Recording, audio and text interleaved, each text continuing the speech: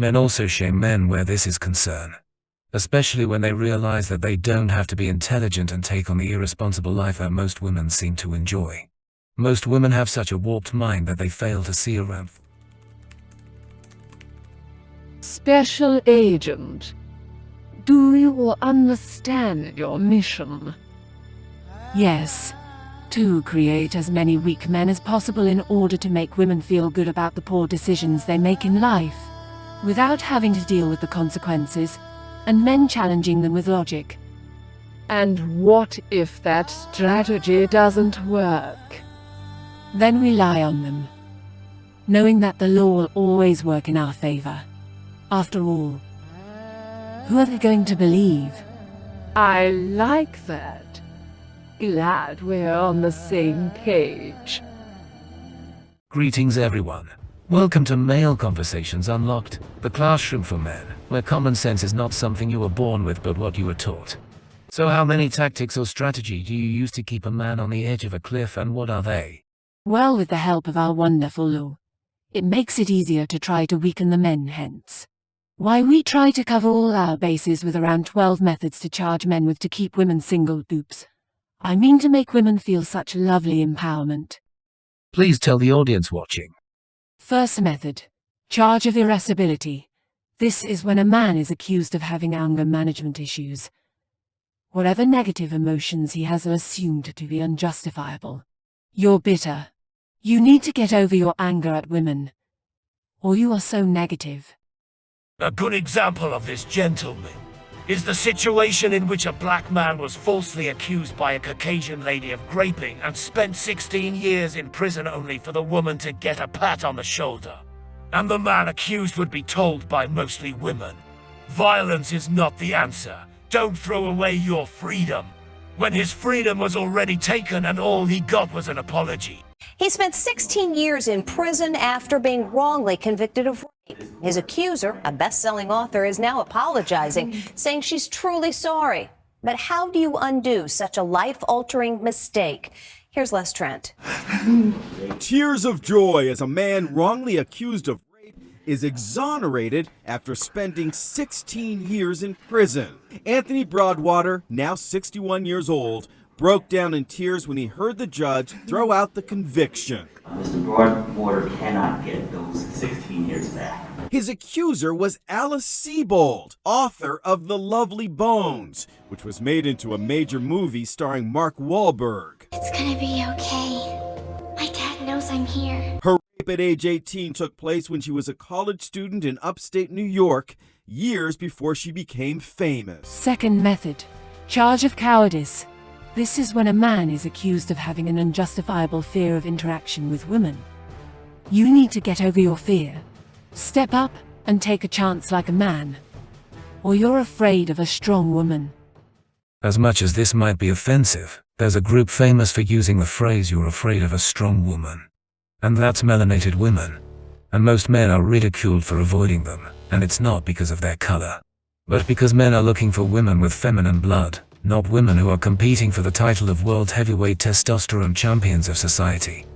That's what it is in these current times, and women can't win that category.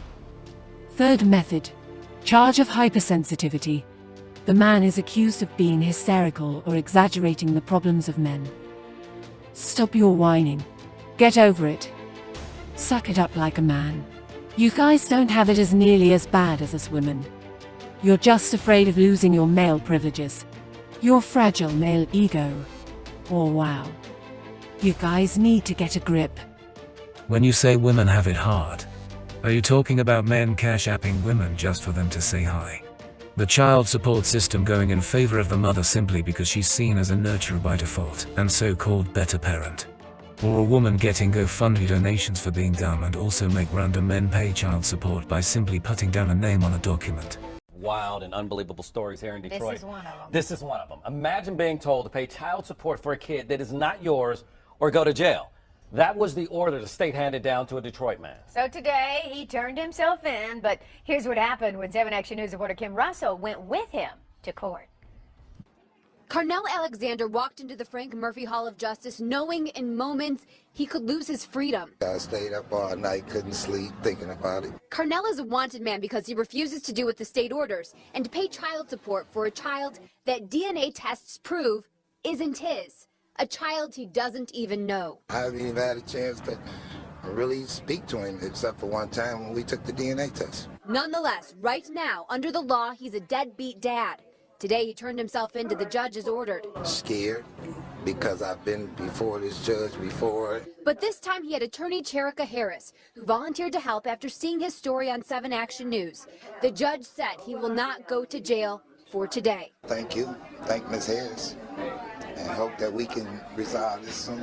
I'm just trying to help him with his future. Though the threat of jail is on hold, it is not over. Carnell Alexander still owes more than $30,000 to the state for a child that's not his, because the mom wrote his name down because she needed to name someone in order to get welfare benefits. I had to put him down as the father.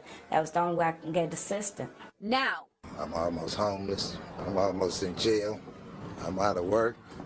My money is being threatened to be taken. Carnell isn't just worried about how this is impacting him. He says the law needs to be changed, so when this happens, as it often does, other men don't become dad by default. We can be defaulted into being a father of a child that is not ours. I don't understand that law, but it is a law in place. In Detroit, Kim Russell, 7 Action News. Yeah, you would think that mother would have to pay that money back instead of him, who's not the father's child.